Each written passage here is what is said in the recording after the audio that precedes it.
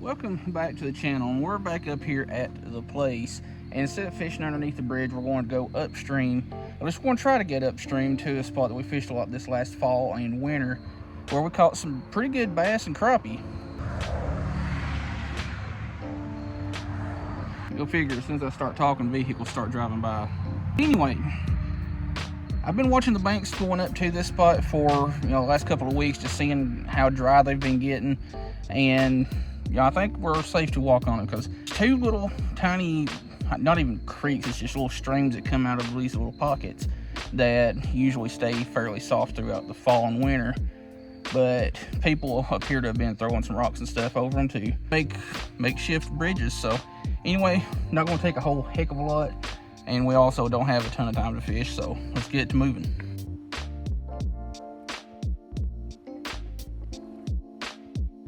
Alright, we're going to start off down here on this lower side with just a 6 cents 3-inch whale on a Timu jig head that looks a lot like the, what is it, Z-Man Moon Eye heads or something like that.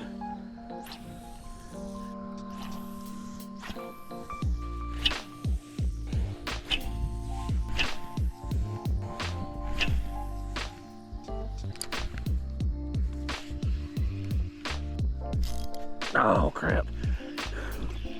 I had one just maybe 15 feet off the bank. Well, that tells me that the fish are definitely back here.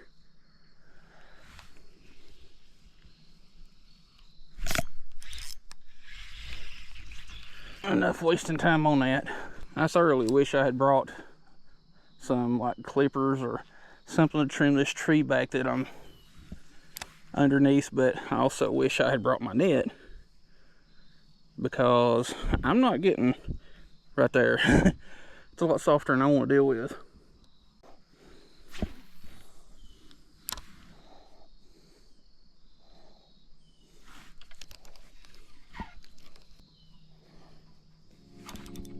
Fish.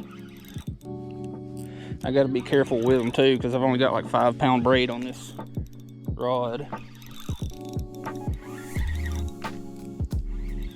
This is a good fish, whatever it is. It's also snagged bigger than crap.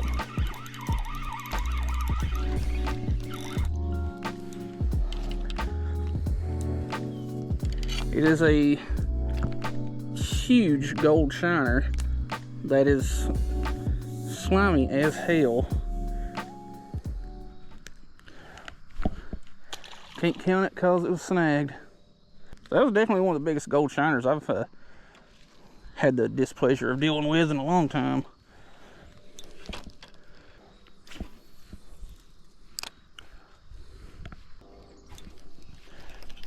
Well, if something don't change here in a second, I'm gonna have to change up to something smaller that these bluegill can get down, because I'm getting just tore up, but they're too small to do anything with. Oh shoot.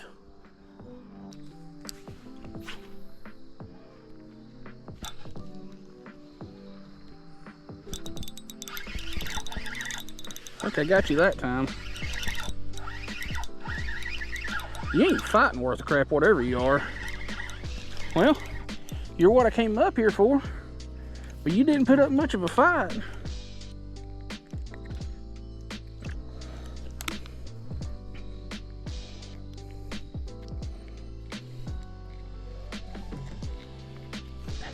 You are hooked some kind of weird.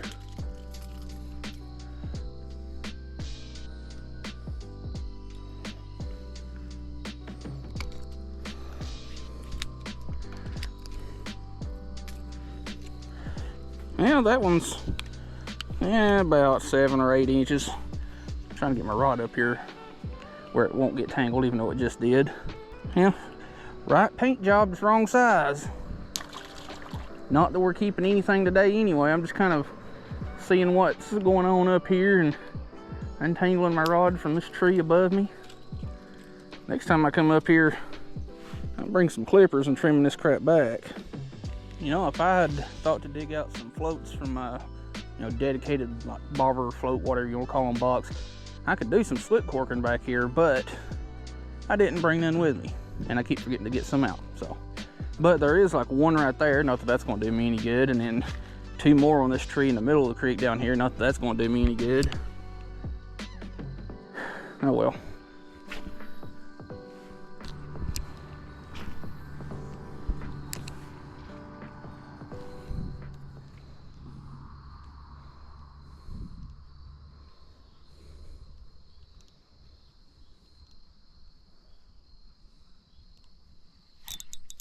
Fish. Out of the tree. Away from the tree.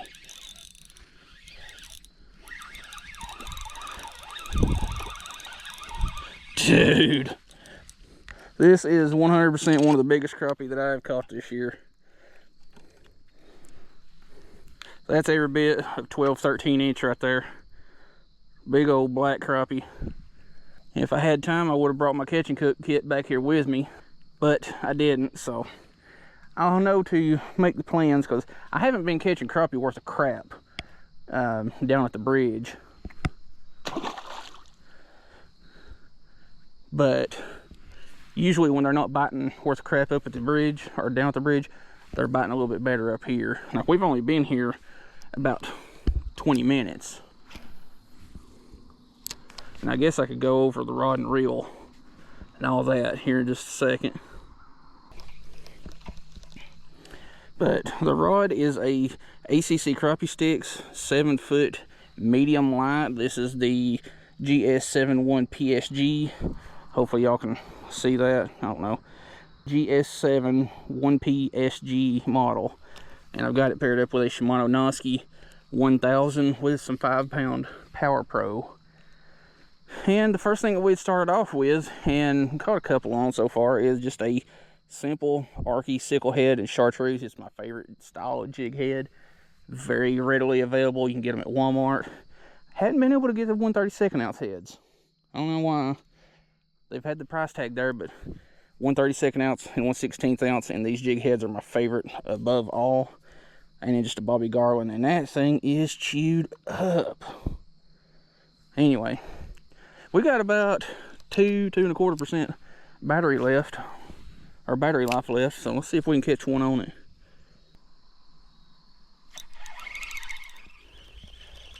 We got about 1% battery left, so I gotta make that one quick.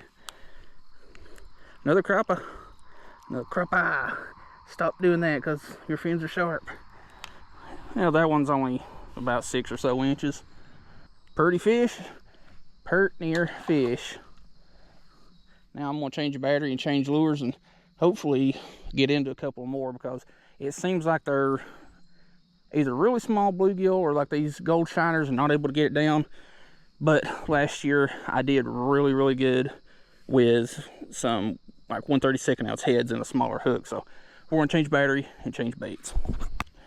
Alright, well apparently I got my batteries mixed up, which they all look the same. And I thought I had 2 extra fully charged batteries with me, and I only have one, which is plenty because it's like 4:30, and yeah, it gets dark about 5:30 around here. That, and if it's anything like last year, the bite usually would shut off at about 5:30. Don't know why it did, but every single day, every single day, if I come back here fishing, it would shut off at like 5:30.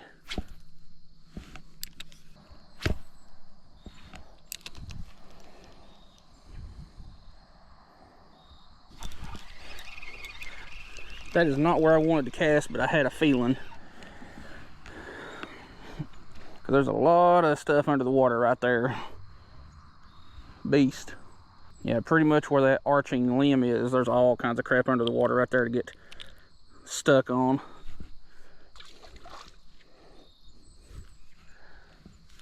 Which is one reason why I really wish I had some floats with me, because I could suspend stuff all around that right there, but don't have none with me.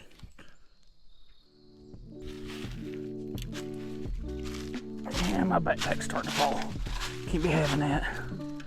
Since I'm already up here, I think what I'll do is rig up a double jig type deal.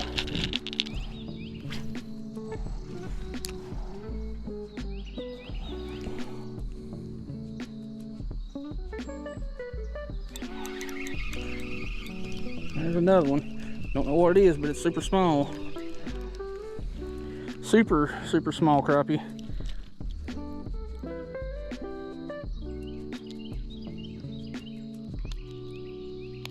Yeah, that one could be a white crappie. So what we got now? 1, 2, 3, 4, 5, 6. Yeah, it's a little black crappie. Pretty little fish. That rivals my smallest crappie ever. And that one wanted the small or the lower mule jig here. I'm using double mule jigs. This one's, they're both the same jig head. Black 1/32 ounce, one with chartreuse and one with plain white. He wanted that white one.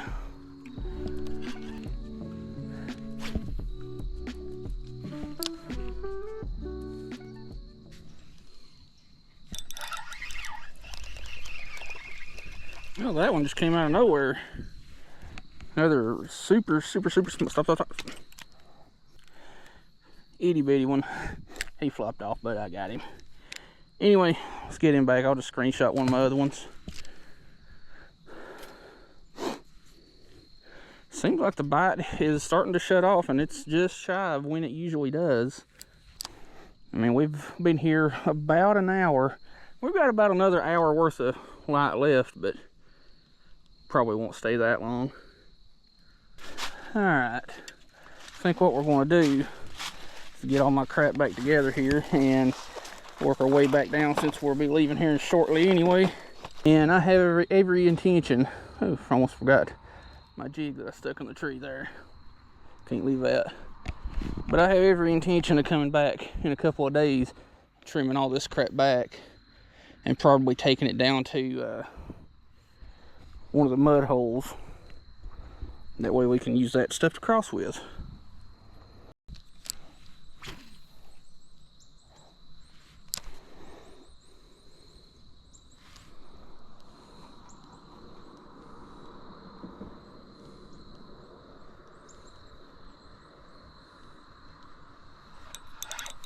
Fish.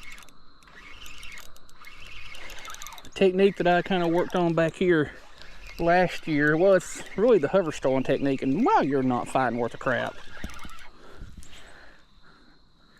I just don't want those other colors that I was throwing. I'll talk all about the technique and all that here in a minute. And my hand's covered in slime, but let's get that one back. Looks like the ground's a little bit firmer right here, so I can get a little closer. But something I tried a little bit last year, and it seemed to work pretty well, and it seemed to be working pretty well today, which we hadn't caught a ton of fish, I know that. But for this particular creek, what I've been doing that I know works is getting a high lobbing cast, and just as soon as the line falls and touches the water, that's when I start giving it that slow retrieve and twitch. There's a reason I wait for the line to hit the water. That, oh darn it, that more or less puts the lure in the depth range that the fish are at. Oh darn it, another one. It's probably those gold shiners. But yeah, just giving it a real high lobbing cast. When it hits the water, engage your reel, just let your line fall and hit the water. When it hits the water, start working it. Now, if your creek is much shallower, fish, if your creek is real shallow, you can't really do that, because, well, you'll snag on everything.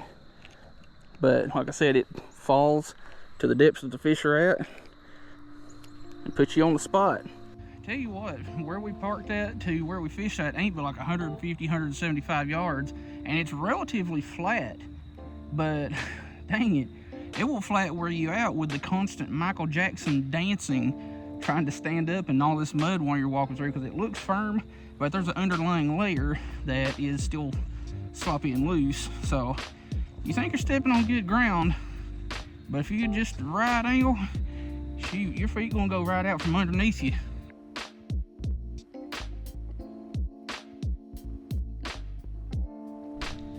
Shorts and muck boots. It just don't get much sexier than that. Well, she's still there. Well, no busted out windows, but that kind of worried me earlier. Well, that was definitely a pretty good afternoon or evening. I'm definitely glad to see that there's a better source of higher quality crappie upstream, because down here at the bridge it's just got so shallow that it's almost impossible to cast without snagging. Definitely going to be going back up there, and I plan on, once it dries up a little bit more, taking my catch and cook stuff up there and frying some fish on the bank.